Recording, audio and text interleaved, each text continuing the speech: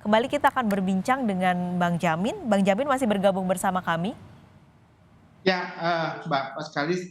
Oke, kalau tadi Bang Jamin menyimak, ini sebenarnya penasaran, ini belum terbuka begitu ya. Ini kenapa Anita ini bisa membuka rekening korannya Ricky Rizal?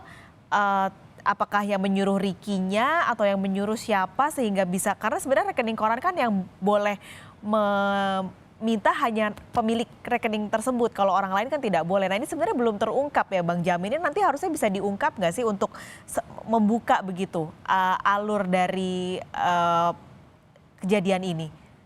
Ya, jadi begini, Mbak Kasili. Jadi yang dalam ketentuan Undang-Undang Rahasia Bank itu memang untuk dana nasabah itu hanya boleh diketahui dan dibuka oleh nasabah tersendiri ya, orang itu sendiri. Tetapi di situ dikatakan dalam hal proses penyidikan ya, penyidik boleh meminta kepada Bank Indonesia melalui Bank Indonesia atau OJK sekarang ini ya untuk membuka dana nasabah terkait dengan adanya dugaan tindak pidana. Nah, jadi Anita ini melaksanakan perintah terkait dengan permohonan penyidik begitu kalau Hmm. menurut saya ya. Ini pasti karena kalau tidak dari perintah penyidik maka nggak bisa. Jadi bisa penyidik, bisa jaksa penuntut umum, bahkan hakim bisa meminta untuk membuka rekening koran seseorang yang diduga ada kaitannya dengan tindak pidana. Nah, jadi apa yang disampaikan oleh Anita sebagai customer service di BNI, tentu dia nggak boleh melakukan ini tanpa adanya surat perintah membuka rekening tersebut oleh penyidik. Demikian itu prosesnya begitu, Pak. Oke, tapi tadi dia bilang bahwa kalau untuk rekening Yosua tidak dibuka begitu. Sebenarnya perlu nggak sih Bang Jamin kalau memang kejaksaan bisa meminta pihak bank untuk membuka begitu? Perlu nggak kita buka melihat rekening koran dari Yosua juga untuk semakin melengkapkan alat bukti ini? Itu tergantung awalnya tergantung kepada proses penyidikan. Jadi dalam proses penyidikan tersebut, apakah diperlukan terkait adanya dugaan aliran dana, contohnya ya, ada aliran dana dari FS ke Joshua terkait dengan suatu dugaan tindak pidana apa, contohnya tindak pidana terkait judi atau apa yang kita tidak tahu. Nah itu bisa, tapi ini kan kasusnya terkait kasus tentang korban yang pembunuhan. Nah, setelah pembunuhan ada laporan isu yang disampaikan adanya aliran dana yang keluar ya, yang keluar dari rekening Joshua. Padahal orangnya udah mati. Nah, itulah yang disampaikan kalau nggak saya salah itu dari kuasa hukum Joshua sendiri. Dan itu begitu viralnya di media sosial tentang hal ini.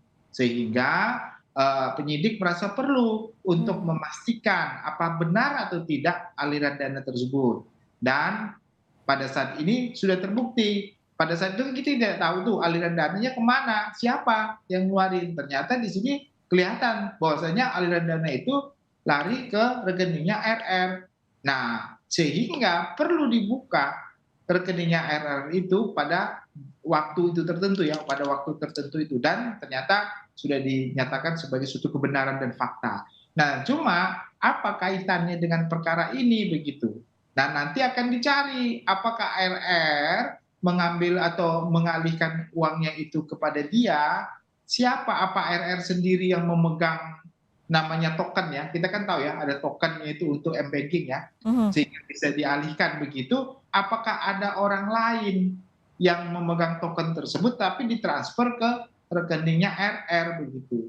Nah, ini yang harus diteliti. Ya, kalau dugaan kita contohnya kalau rekening itu sebenarnya memang digunakan untuk aktivitas, ya, contohnya aktivitas rumah tangga dari FS atau Ibu PC, tapi pakai nama mereka-mereka ini gitu, contohnya ya, pakai nama mereka-mereka ini kan biasa pakai nama orang karena mereka adalah pekerja ataupun ajudan, mereka pakai rekeningnya, tetapi itu untuk kebutuhan rumah tangga yang megang tokennya itu contohnya bisa FS atau PC, kan bisa aja lalu pindah tangankan begitu. Jadi pemilik rekening dengan orang yang mengoperasionalkan rekening bisa beda begitu, asalkan mereka memiliki tahu tentang PIN-nya gitu, PIN m-bankingnya begitu. Itu bisa terjadi, Mbak. Ini juga berarti harus dikonfirmasi juga ke Ricky Rizal ya, apakah dia pernah meminta ada transferan uang, lalu apa itu transferan uangnya kemana, itu berarti harus dikonfirmasi, Bang Jamin? Ya, nanti di akhir dia kan ditanyakan apakah benar keterangan dari Anita ini terkait dengan adanya uang yang dipindah tangankan atau ditransfer ke rekening Anda. Kalau dia bilang benar, berarti Anda dia yang memindahkan, iya, begitu kan? Dia memindahkan. Nah, itu nanti keterangannya seperti itu. Tapi kalau dia bilang merasa, wah saya nggak tahu dan saya tidak pernah merasa, dan nanti jaksa membuktikan siapa tokennya yang ada siapa-siapa dipegang begitu. Nah, dia harus cari lagi. Kalau Ricky Rizal bilang saya nggak tahu ya susah juga kan. Berarti jaksa harus membuktikan karena dia yang menghadirkan saksi ini. Nah, gitulah kira-kira agak beratnya untuk menentukan siapa sebenarnya pemegang token tersebut. Nah, kembali lagi ada kaitan apa terkait dengan ini? Kalau menurut saya ada kaitannya pembunuhan berencana ini. Ternyata memang dari awal rekening-rekening itu memang sudah direncanakan untuk diambil atau memang sudah disetting gitu ya supaya rekening-rekening setiap rekening nama-nama ajudan itu dipakai hanya Hmm. untuk operasional kegiatan rumah tangga gitu dan pakai nama lah rekeningnya gitu.